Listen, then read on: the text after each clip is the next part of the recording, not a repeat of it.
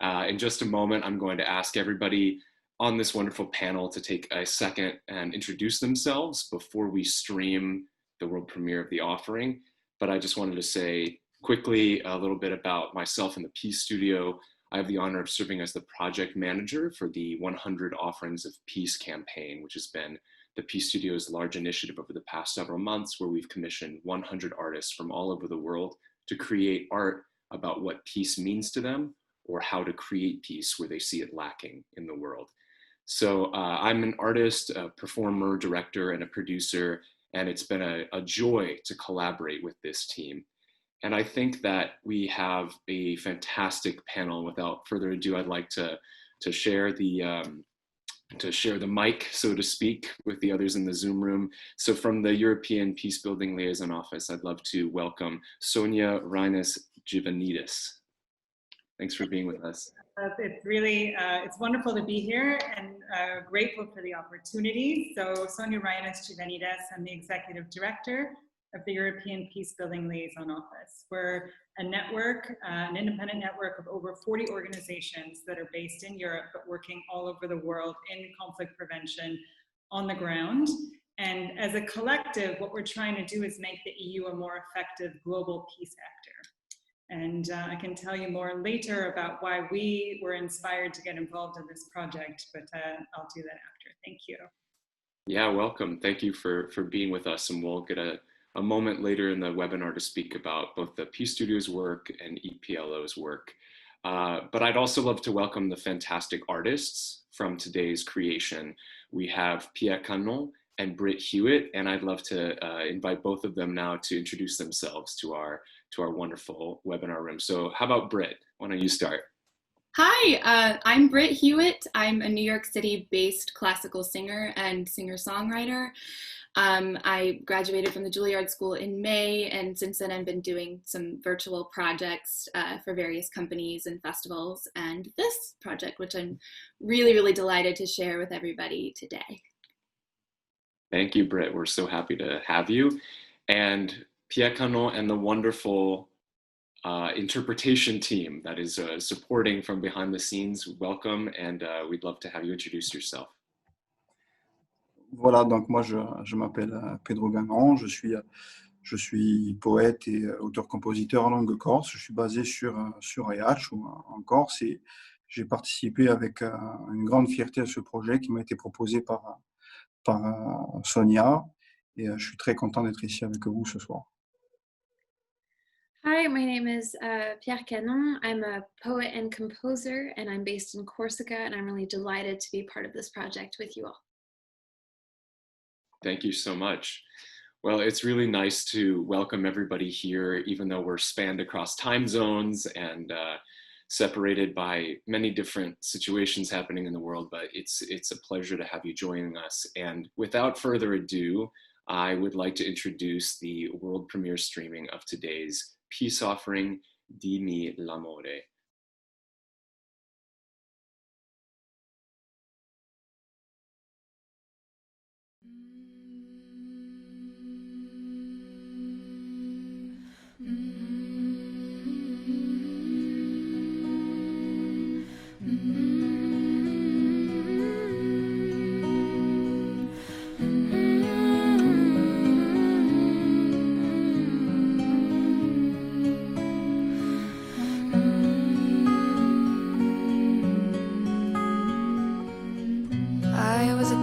Somewhere far,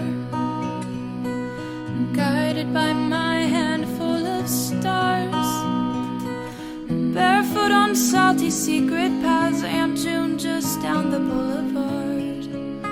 I was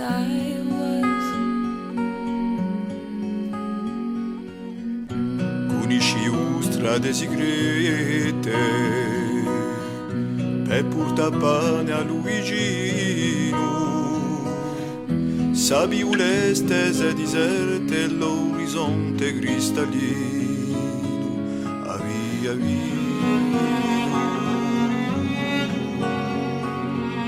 I had a voice as strong as storms, I had a love to keep me warm, I had a name when I was born.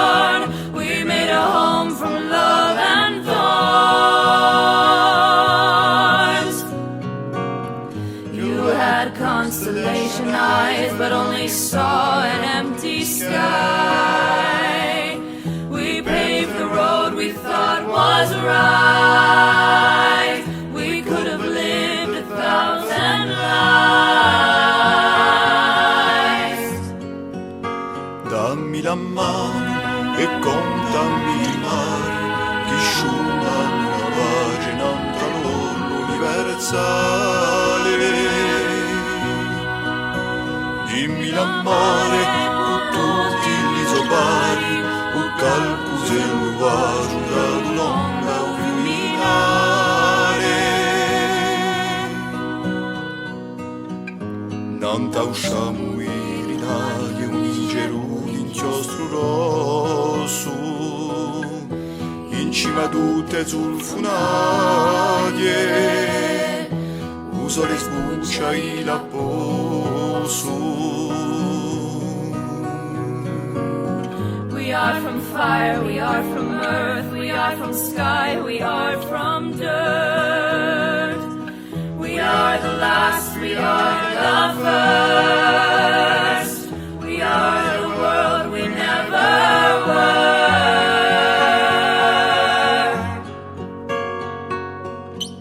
We are a voice as strong as storms, we are the love to keep us warm. We name our children when they're born. We are the peace on every shore. Take my hand, we need each other now, while the earthquakes shake the ground, while the bombs are coming down. Give me your love while the song is hard to sing. Sing it loud and let it ring, for tomorrow it will breathe.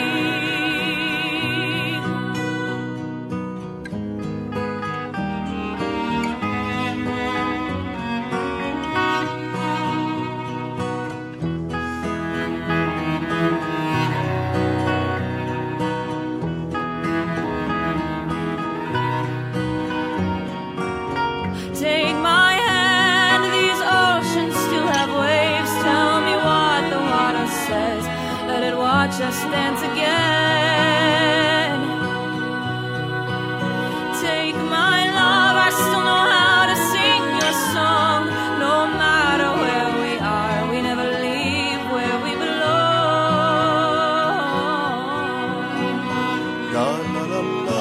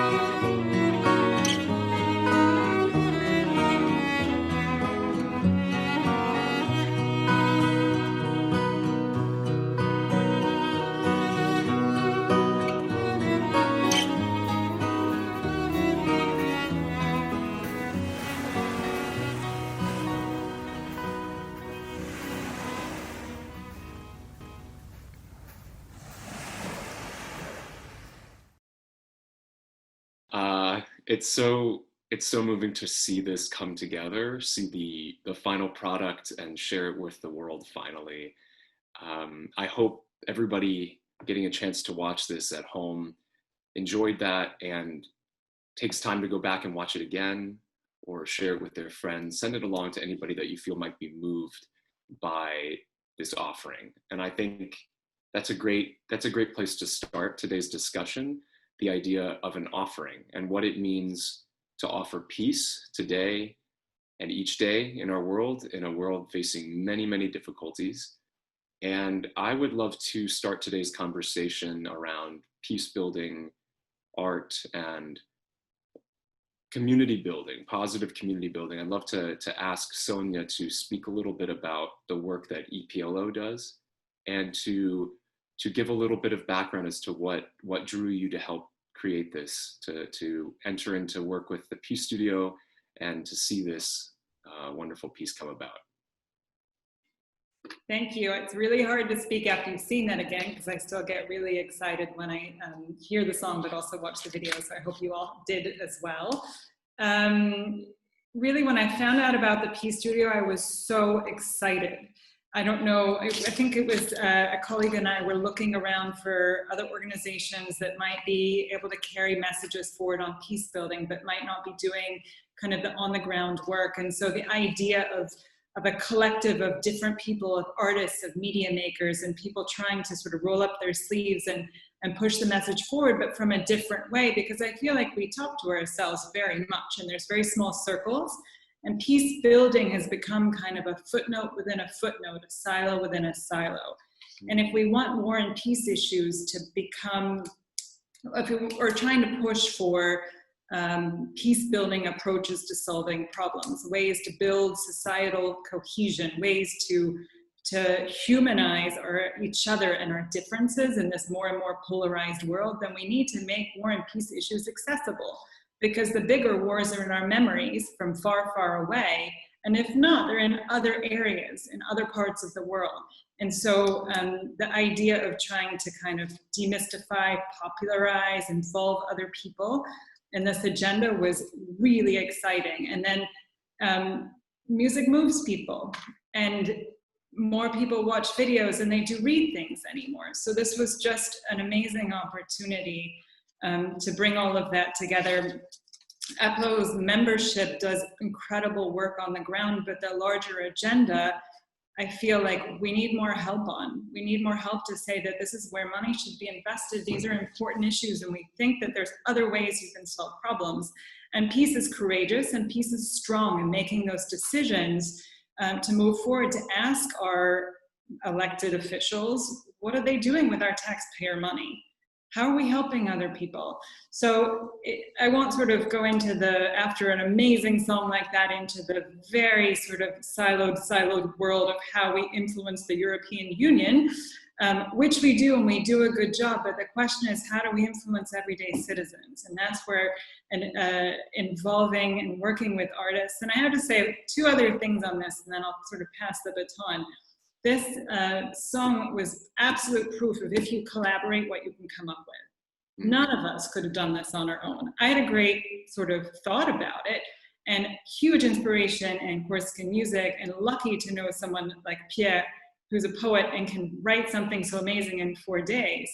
But we wouldn't have been able to do this without Brit, without Peace Studio. But then you all brought in your other friends and other people that you knew, whether it was a cellist, the sand artist from Belgium, the editor from Peace Studio, your friends, Pierre, that helped to record you, to do the footage. And so all of a sudden we had all of these people working in the same direction, and we collaborated to create something that wouldn't have been done, any of us individually. And so oftentimes when we're looking at peace, people want their piece of the pie, and it just shows, if you collaborate, what you can achieve. And the other thing about this is sometimes this work is intangible. When you work for community level change, it can be a long time before you see differences. 3 months, and we have a tangible song and an amazing video. And it's very inspirational. And I think when we talk about resilience and we talk about sort of moving things forward, we can't sort of deny the role that arts and culture and different interpretations can do to help us to find kind of that inner strength to look forward, to fold the page, to get on to the next day. It looks like everybody was in the same room doing this, but clearly we're not, and clearly we weren't. And so it's just wonderful to see that kind of collaboration, and hugely grateful to everybody that's been involved. Yes, thank you so much. Beautiful, really insightful answers to that question, and some reflections on your work. So thank you, Sonia. I'll speak a little bit on behalf of the Peace Studio. As an artist myself, watching the difficulties we have talking to one another is one of the most painful parts of interacting in our communities, in our world. And I find that art has an ability to crack open that conversation and these interactions in a profound way, that no amount of bag bartering, stealing, negotiating could ever do.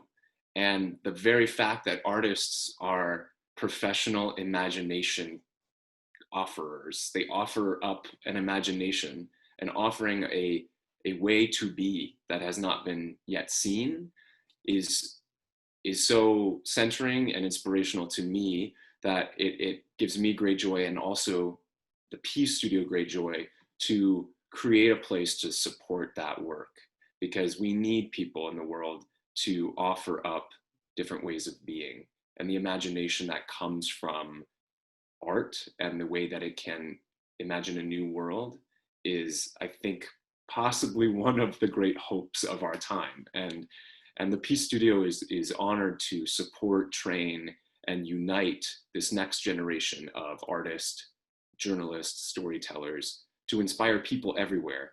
Like you said, the accessibility to inspire normal people everywhere to become active peace builders in their own lives. And when we talk about active peace building, it's not just, are we talking about the absence of war? No, we're actually talking about the presence of justice, the inclusion and the accessibility for different people to come together and have dignity and their rights and the affirmation of their humanity. And I think that's why the work of peace building and the work of the arts in this case are so beautifully hand in hand. And it's something that the whole campaign of the 100 Offerings of Peace has been centering around. And it's been our great joy to have met and come together with EPLO, and then by extension, this whole family of people that you were speaking of, Sonia, that were involved in this, right? I think of every piece of art I've ever been involved with that has great depth. It took a village. It took a village to make, right? It wasn't just one person with a great idea. It was an idea that spread, and that idea of shining a light so that others can shine their light too comes to mind. And so without further ado, I'd like to introduce and reintroduce and ask our incredible artists to come into this conversation. And I'd like to start with Pierre, actually, and ask Pierre, what has it been like for you to create inside of these strange parameters of time? What was the process of making this song like for you?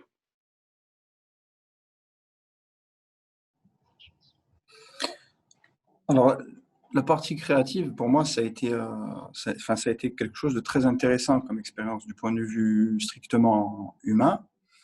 D'abord parce que c'est vrai qu'on est dans une période un peu difficile, on a besoin d'avoir des bouffées d'air, mais aussi dans ce climat de tension permanente dans le monde. Donc, lorsque Sonia m'a proposé ce projet, immédiatement, ça m'a saisi. Je me suis senti quand même assez concerné. À cause du simple fait que mon propre peuple, dans son histoire, a été très souvent touché par la guerre. On a une véritable mémoire collective de la guerre, même dans notre art populaire, même dans notre propre poésie.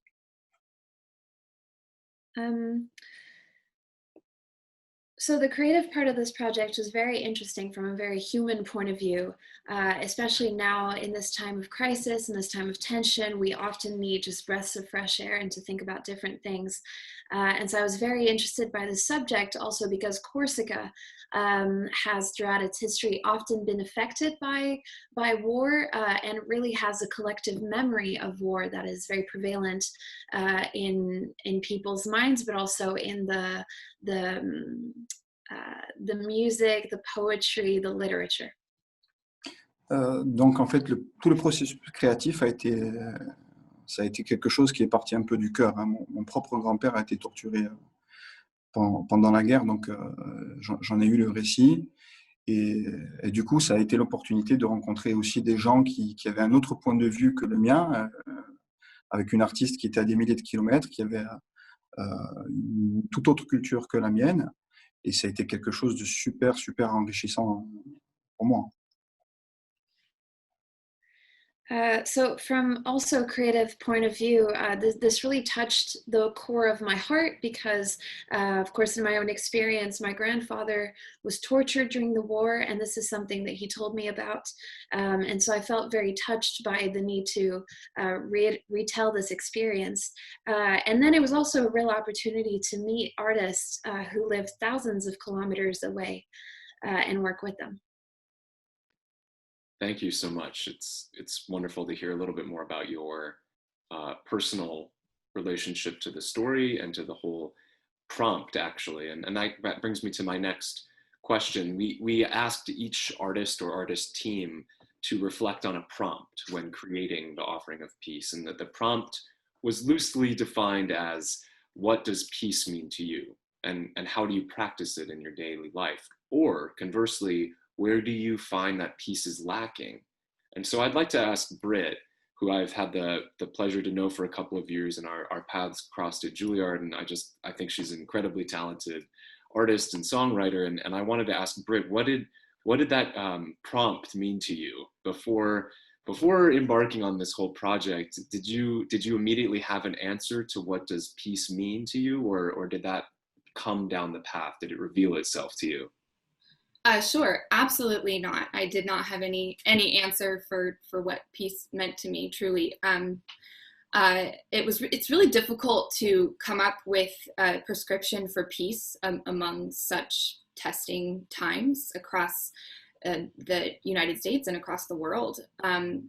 So I was really grateful when, after having reviewed some other offerings and racking my brain for something that would be good, I was really grateful for Pierre for offering something that was pre-written and something that he had already come up with, because it gave me this amazing springboard to work off of.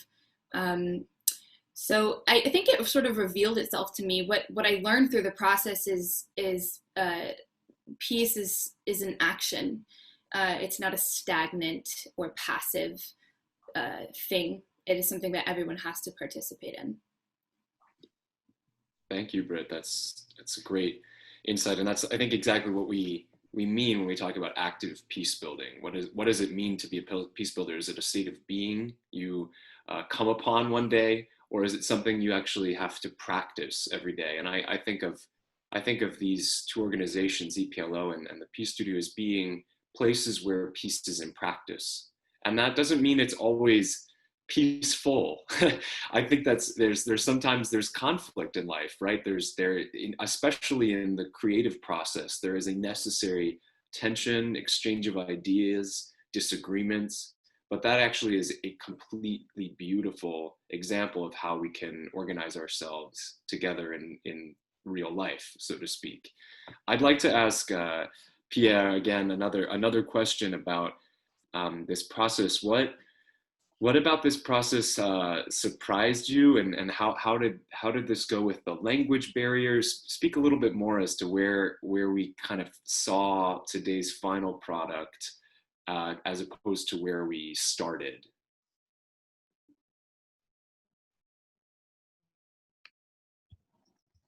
Alors, ce qui m'a beaucoup surpris dans ce projet, forcément, on aborde toujours un projet de ce type avec une part de stress. Parce qu'on a des a priori sur nous-mêmes, sur ce qu'on va rencontrer. J'avais une grande peur quand même au départ de la barrière de la langue. Je me demandais si j'allais être à la hauteur, si j'allais y arriver. On est quand même à des milliers de kilomètres. C'est déjà pas forcément simple de créer des projets artistiques sur le plan local. Alors sur le plan international, c'est encore plus compliqué. Mais ma plus grande surprise, finalement, c'est quand même ma rencontre avec Brit. Ça a été, et même avec l'ensemble de l'équipe, il y a quand même, sur ce projet, il y a eu une véritable alchimie. Tout ce qui habituellement peut être compliqué a été de façon un peu extraordinaire, fluidifié, simplifié, et ça a été très agréable de travailler sur un projet pour la paix à ce niveau-là. Voilà, quelque part, c'est vrai que l'ensemble des échanges qu'on a pu avoir au cours de la construction de ce projet m'ont surpris par le côté fluidifié, le côté simplifié de création, alors qu'on est à des kilomètres de distance, quoi. So I was really surprised by a couple different aspects, especially because whenever you come into these projects, you have a certain amount of expectations of what's going to be difficult, what's going to be easy. Of course, I expected that the language was going to be a huge barrier because I don't speak English and the rest of the team in the US doesn't speak French. But I was really surprised in that by meeting Brit and the rest of the team, of course, that everything that usually is complicated about this work, even at a local level, let alone at an international level, was simplified and fluidified by everybody's willingness to work together. That's fantastic. Thank you for illuminating us. I'm sure people at home are a little curious as to how did a Corsican singer-songwriter and somebody from New York City come up with this. And so I'd like to ask Brit a little bit more about the technical experience of this. What did it take to pull this off on Zoom and in a new language and with a different kind of project schedule than you're maybe possibly used to? Yeah, sure. Zoom is not an amazing, perfect platform, and I think it's difficult. It's an imperfect solution for imperfect times. But luckily, there is a lot of precedent for making musical recordings from different locations quite often. And you know, we had to work with what we were given under the circumstances. I really enjoyed doing the Corsican part of this. I, in my classical studies, studied the International Phonetic Alphabet, which basically what I did was I listened to Pierre singing in Corsican and transcribed what I heard into the International Phonetic Alphabet, and that's how I was able to reproduce the language with my voice. Technically, it was a lot of communication via email. It was, you know, we would send recordings back and forth to each other of like, what, you know, is this good? I'll redo it. That back and forth was really helpful. And, you know, I gotta say, I'll give Pierre that it was a lot easier than I expected, because I think that we were able to connect, and that was a surprise for me. I didn't expect to relate so well to someone who is halfway across the world, whose language I do not speak. And I was really delighted by that. That's fantastic. I think of this being an experiment in like almost triple translation. I think people maybe who aren't involved in the creative process don't realize how much translating has to happen when you're making something collaboratively. Just as a baseline, there already is kind of there's not a formulated idea, or there's kind of more abstracted, and then you have to distill that into what you mean, and to be able to express that to your collaborator, and then to put it in another language, and to do it over the internet. It's like putting all these things on top of each other, which sometimes is enough to make you want to throw up your hands. But you're right, like this is an imperfect tool for an imperfect time. But I think what you've made is incredibly beautiful and a testament to what it is to walk into an experience with grace, and to extend all kinds of artistic trust to one another. Which that brings me to a question I'd like to ask Pierre about what about this process has taught you about trusting another person across the world, or to collaborate closely with something that might mean something very personal to you?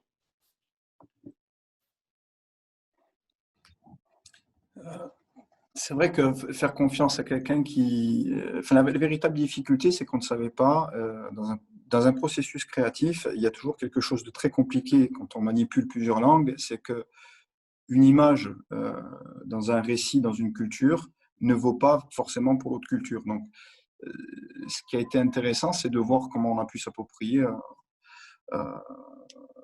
ça. Après, voilà, de rencontrer quelqu'un qui était capable de s'approprier et de mettre sa propre empreinte artistique sur le projet, ça a été quelque chose d'absolument extraordinaire. Et Brit m'a surpris en beaucoup de choses, hein, parce que surtout sur la partie du langage, de la langue corse, elle a eu une facilité incroyable à s'intégrer sur un exercice qui pouvait être assez difficile. Donc tout ça, ça a été quand même ça a été un vrai plaisir de travailler avec elle. Et je crois que c'est une confiance naturelle qui s'est imposée. I'd like to kick it over to Sonia to speak a little bit about the initial, the prompt, the commissioning process together, the building of a co-commission. What has that been like from your side of things, and kind of maybe the administrative or the peace building end of things? What has that been like? Oh, it's been super fun. So this has been like my pet project of surviving COVID and everything else. So thanks for everyone for letting me bring in project management sort of rigor to our Zoom calls and moving everything forward, and to the team at Eplo. But otherwise, it's been super fun. I've learned a tremendous amount. So initially, all credit to Pierre initially for coming up with something so quickly. He was suggested for this particular project as a songwriter, but as a poet, because I knew that if we had to anchor this in poetry, that we would be okay. And that's what it was, because initially I had heard the song. The idea initially was multiple languages, maybe 4, 5, or 6, and everybody can eye roll now because that would have been horrendous, right? And not possible. But when I heard his song of him singing into the cell phone, I heard it as a duet. And I heard an English voice behind it.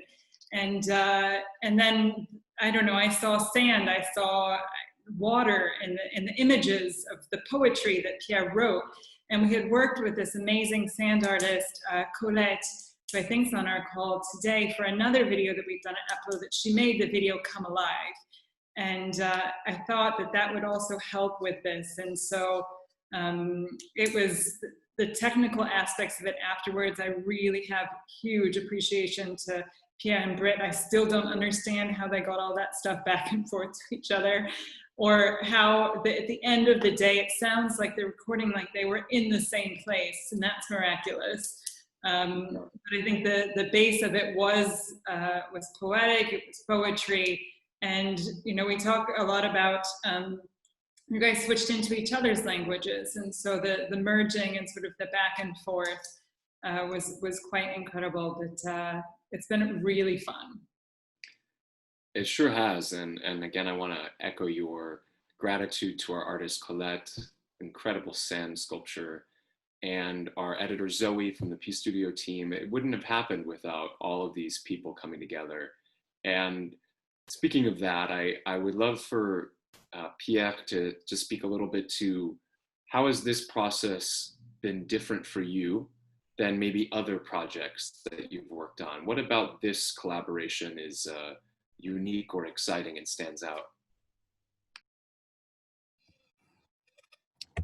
Le processus créatif, bon, comme l'a dit très bien Brit et Sonia, il y a eu quelque chose de presque magique sur ce projet, parce que tous les a priori que j'ai pu avoir sur la différence qu'on pouvait avoir au départ, en fait, se sont totalement évaporés, brisés. Brit, d'après ce que je sais, travaille le chant lyrique. Le chant lyrique, c'est quelque chose qui est très apprécié quand même de façon générale en Corse. Elle a travaillé sur le chant en chorale. En Corse, on a une culture polyphonique qui est très présente. Donc finalement, on s'est aperçu qu'il y avait 1000 points communs. C'est comme quelque chose de très, de presque, il y a quelque chose de complètement magique dans ce projet. Et personnellement, ça m'a fait un petit peu, ça m'a fait un petit peu rêver.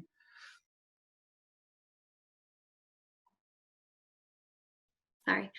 So the creative process is really magical because there was a lot of assumptions that we started with at the beginning, and right away they really evaporated. Brit, for example, sings lyrical and choral music, both of which are very present in Corsica, so there was really lots of points in common. Et puis, qu'est-ce que je voulais rajouter là-dessus? C'est vrai que voilà, tous ces points communs ont fait que ce projet ne pouvait qu'aboutir à quelque chose d'à la fois très surprenant et je pense que c'est quelque chose qui nous a enthousiasmés tous. Donc, c'est du point de vue collectif, et on est tous très contents que ça ait pu aboutir de cette manière. Voilà, c'est vraiment magique. So it's true also that all these common points meant that we were obviously going to end up with something truly magical and truly collaborative. And so it was almost like inevitable. That's fantastic. It certainly felt that way, at least in watching the offering. And of course, I'm partial because I was inside of the process of having a little bit to do to bring everybody together. But yeah, Sonia kept a really tight ship for us to stay on track. And it wouldn't have happened without that kind of organization. And I think that's a interesting segue to another question I have about what it means to work cooperatively, right, across time, and what it means to work collaboratively. And part of that is one of the core values of the Peace Studio, of working together across differences, across generations, and really leading with strength-based storytelling, leading from our strengths. So instead of seeing every obstacle as a deterrent to our dream of peace, it's actually an opportunity to lean in. And I think our country is suffering many problems. I'm speaking for the United States, but of course that exists all over the world. And I have a question for Brit, actually, about what does it mean to you to collaborate on something that actually could be a path toward policy that includes peace building or the values of peace at the center of civic life? I know that we as artists are sometimes kept away from those policy questions or those the nitty-gritty of peace building, or whatever you want to call it. But what do you see as being applicable about an artistic process to actually government or local or even individual policy that goes out into the world and how we interact with one another? Sure. I think it's the same thing. We don't all live in separate bubbles. We're all a part of the same world and of the same unit, and artists have just as much of a hand in the way that policies are made as policy makers. And I think I'd like to think that when you look at history, you can look at the laws and the politics, but you look at the art from history, and that tells you what is really going on. And I think that it'll continue to be that way, especially with a project like the 100 Days of Peace. All of these projects are magnificent testaments to humanity, and that's the best way it's the best argument at preservation and at nurturing in society. So it's all the same. Yeah, well, that's a great insight you had about turning back the pages of history, but we often look at the art too, and that art outlives those political leaders or those champions of the day. We come back to the great works of art time and time again. And a question for Sonia, actually, I think I'd love to get your reflection on a similar type of question in terms of conflict prevention and peace building as being at the center of policy. How do you, as a peace builder, as somebody who devotes their life to this work, how do you actually see conflict prevention and active peace building at the center of our policies? Well, I wish it was at the center of our policies. I think that's one of the big questions, is what do we do? You've got, now there's the COVID lens on everything, but you've got more and more crises, more and more people having to flee their homes. You have conflict within countries that had otherwise been stable. You've got people, we talk a lot about resilience.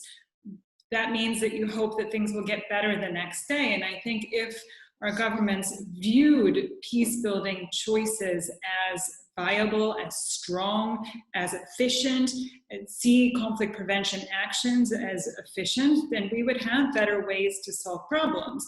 But I think there's a posturing, at least in a political level, of wanting to be strong and wanting to come out sort of front and center. And I think when we talk about just moving backwards in terms of artists and citizens, it's time for citizens to view these issues as theirs.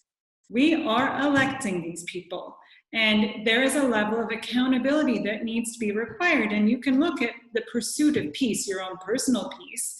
And then if you live in a relatively stable place, then why not look at how your government, how you contribute to the peace of others? And so it is not peace as static as we've talked about, but the pursuit of it, because it makes it more real, it makes it more tangible. So I wish it were what we were investing in. If you look at the little teeny tiny amount of money that we're investing in peace building approaches, rather than we're absolutely out-lobbied, we're out-lobbied by the arms industry. You now have, country after country on the one hand calling for an end and a ceasefire, and on the other hand, they're literally arming separate groups. And so I think in a policy world, we spend far too much time with ourselves, and it's time to start explaining these issues in a way that makes it relevant and accessible to everyday people. Humans build peace. We have an opportunity to make changes, but we need to hold people accountable. So there's absolutely peace that can be done in our everyday lives, and God knows we all need to work on it, and in our communities. But then at a certain point, we can convince the policymakers and the bureaucracies. But the politicians are looking from one piece of the newspaper and folding it over to the next. And I think we need to hold on to not just the short-term wins that we're looking for, but the real root causes. The basically giving people an opportunity in other parts of the world. I mean, we all won the lottery just by where we happen to have been born. Do we not have a service to try to do better for others? Do we have to own up to a certain amount of responsibility that our particular countries have on other countries? But I think an opportunity like this is to just talk to other people, to make the case, to ask the questions, to get involved. But to know that we, as individuals and humans, need to be able to recognize other people, recognize their suffering, their hope, their resilience, and try to do better. Yeah, I think that's a brilliant insight into exactly what we're talking about here. And thank you, Sonia. I want to also field you one quick follow-up question, because we've had our first question from the audience come in. And just a reminder to our audience out there, send us questions in the chat if you have any burning questions for our team, and we hopefully be able to get to them in our allotted time today. But following up, we have a question that says, how did the Peace Studio and Eplo know of each other and get connected for this project? I don't know if you want to speak a little bit about the initial connection that happened.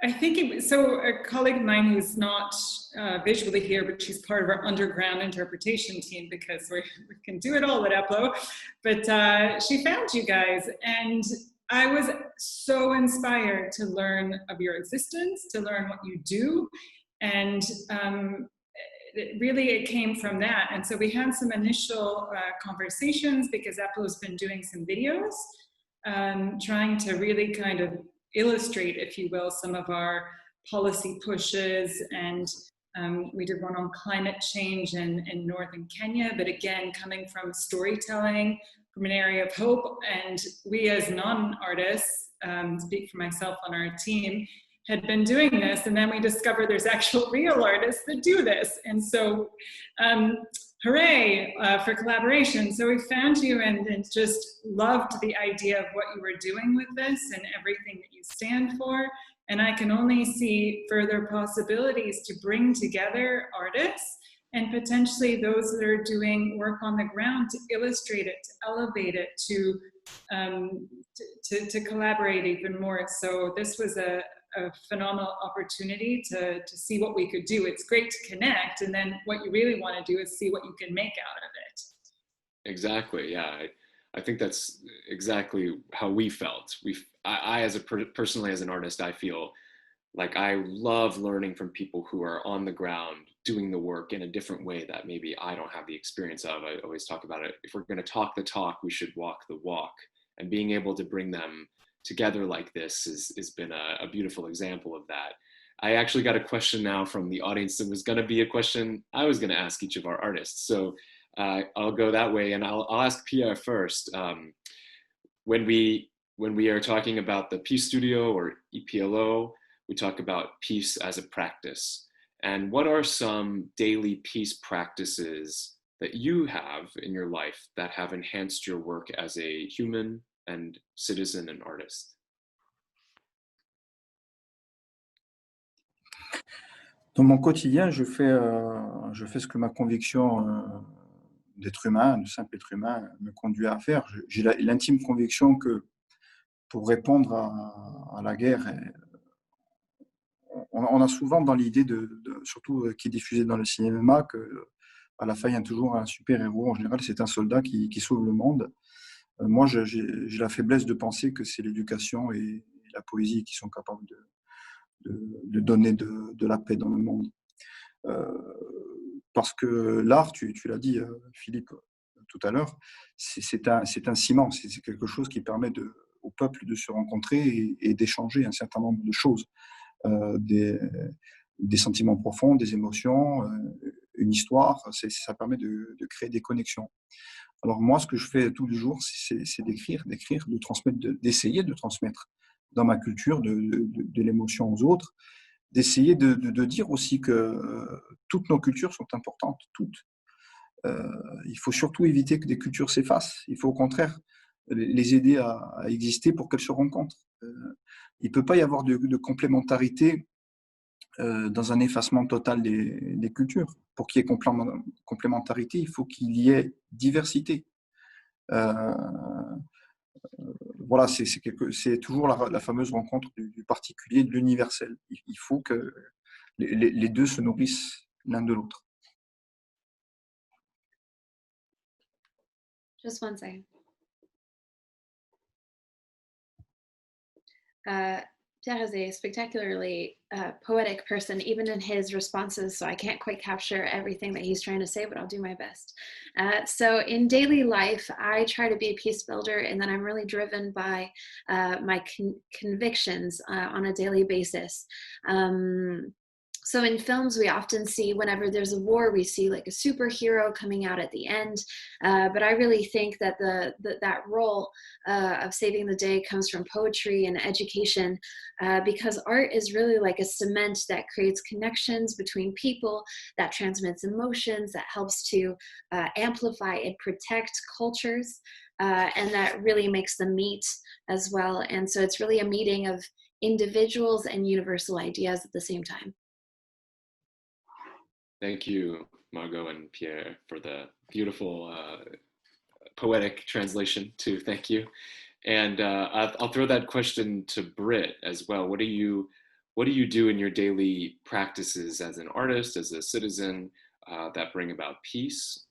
And how do you envision somebody who might watch this video to go and make peace today or practice peace around? Absolutely. For myself, I think peace starts with the person. It has to. I make music for myself just as much as I make music for other people. That's pretty paramount for me, I would say. As far as like literal measures that I take, right now I take every protective measure to protect my community and myself from the coronavirus. I voted. I am really interested in supporting voices that are generally underrepresented. I donate to funds that are, I donate to the Malala Fund and to to racial justice organizations in the United States. And then overall, just practicing listening across the board, having difficult conversations with your community, with your family, and participating in the world, I think are the most important things. As far as what somebody takes away from this video, obviously, it's not a catch-all. This is not going to solve every problem. It's not supposed to. But I hope that the earnestness in which it was created, along with some of the upliftingness of it, is inspiring to people to keep going another day, because sometimes that's what you can really strive for. Yeah, exactly. Sometimes it's just about putting one foot in front of the next foot today, because we're taking so many things day by day. And if this little bit of an offering can offer a sliver of hope for somebody to turn a corner that they didn't think they could, that will have been a beautiful example of peace in action. And thank you for these thoughtful answers and questions to our audience too. We're running out of time. Unfortunately, we have probably just a couple minutes left. And I'd like to throw a question to Sonia about kind of a similar thing. What would you say to someone who asks, what can I do for peace today?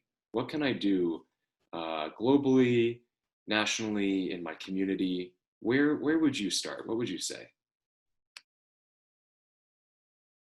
It's a difficult question given the circumstances, and some people are doing everything they can just to get through the day. I think so many people have lost jobs because of the situation, and so it's kind of a lot to ask people to do even more. I mean, Brit's list was pretty impressive in terms of donating, in terms of voting, in terms of, even looking introspectively to try and sort out your conversations and things like that at home. I would say be informed, try to sort of look out there and read or see what other people are doing. And I think that's also what's wonderful about this song. You can go, oh, what's that language? And then maybe look it up. Oh, Corsica. And from one thing to the next. But I would say we have a tendency more and more and more to close ourselves off from everybody else and to kind of buffer. And now with social distance and everything else, it's even more so, in the way in which we're fed news sources, even more so. So the more you like something, the more you get given all of the things that already justify what it is that you were thinking and looking at. And I would just encourage people to keep an open mind and keep looking and keep asking questions, and encourage to be informed. And in terms of one's communities, there are many, many, many community organizations out there beating the pavement and doing a phenomenal work. Find something you're interested in if you have time. So I think there's many different degrees, and certainly, this is something everybody can look at on a very personal basis. Our hope from Eplo is to get engaged in what your government is doing, and get engaged in what they're doing overseas. And there's a lot of happening on issues around migration, around climate change and conflict. But get in the game. Yeah. Perfect advice. I think it's sometimes overwhelming when you look at the totality of all the things to address. But I would say personally, find an issue you personally have a connection to for some reason, and it may surprise you. You may find, education is really important to me, or climate change, or the Sustainable Development Goals set forth by the UN are a great place to identify maybe a whole constellation of issues that are tied together. Their success is interdependent on one another's success. So maybe go and investigate, like you said, have a curiosity about where to begin your work, and have a personal connection to it. And that'll actually bring me to our final question for today's webinar. And I want to throw it first to Pierre, and then to Brit, and then to Sonia, the same question. What gives you hope today, and in your system, in your society, in your home, in your life, in your skin? What gives you hope today? Alors, moi, ce qui me donne d'espoir, c'est que je vois que les gens ne renoncent pas, malgré le Covid, malgré les tensions, il y a encore de très très belles initiatives qui sont prises. Les gens se battent pour essayer de créer des ponts entre les êtres humains. Personne ne renonce à la paix. Ça me donne beaucoup d'espoir. Ça me dit que rien n'est fini et qu'on peut encore sensibiliser, notamment le monde politique, à faire des choses meilleures, à investir dans autre chose que des missiles, à investir dans autre chose que des systèmes de protection et peut-être à aller chercher justement du meilleur dans l'éducation, dans l'accès à des ressources naturelles primordiales et en faisant en sorte de créer des équilibres entre les peuples. Voilà, c'est tout ça. Je vois qu'il y a encore des initiatives, ça me donne beaucoup d'espoir. So it really gives me hope is in these difficult times where there's a lot of tensions, and despite these tensions, people really are not giving up, and instead people are building bridges, and they're looking forward to things like peace. And so, in view of this, I really hope that our governments will look at investing in things other than missiles and rather invest in education and culture and art. And that really gives me hope. Thank you both so much. Brit, what gives you hope? Well, for starters, this endeavor, this project has really given me some hope. Big thank you to Manon and to Sonia, and to Philip, to Margot, to Pierre, to Stephanie, to Colette, to Katie, to Triss, everybody who is a part of this project. It's really, truly given me hope that there's still awesome work being done despite every circumstance. And then on a larger sort of level, for me, it's the fact that each and every one of us is only ever going to be human, nothing less and nothing more. And every day we're gifted with a new opportunity to make some good happen. And if absolutely nothing else, we're always learning. And if that's what we get, people have an amazing ability to change, and oftentimes they change for the better. So for me, I bank on people who change for the better, and I bank on myself changing for the better. That's a beautiful distillation. And Sonia, what is giving you hope today? Where are you finding hope? I think the project is an example that you can rebuild your gas tank of resilience. So I think the running low for many people, resilience is the old new term for everything. It essentially boils down to having hope that things are going to be different, having something else to live for, but even something little, listening to a song like this, being engaged in a project like this can help just kind of build it back up again. So to weather sort of longer storms and to be able to be more engaged. So that's kind of more of a revelation, and then many books written about how do you build your resilience. But I think this is an opportunity to see how good and how positive, and if you look for, there are many good things happening. So how can we look for those and focus on the positive and focus on what is possible, what can be changed, when we're often steered into another direction.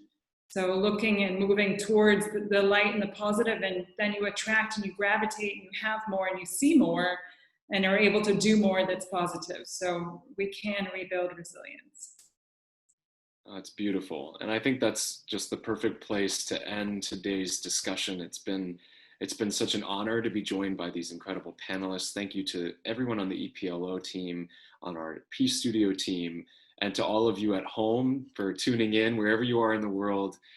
Thank you, merci, and we wish you a hopeful and peaceful day. And thank you again for joining us. Go in peace.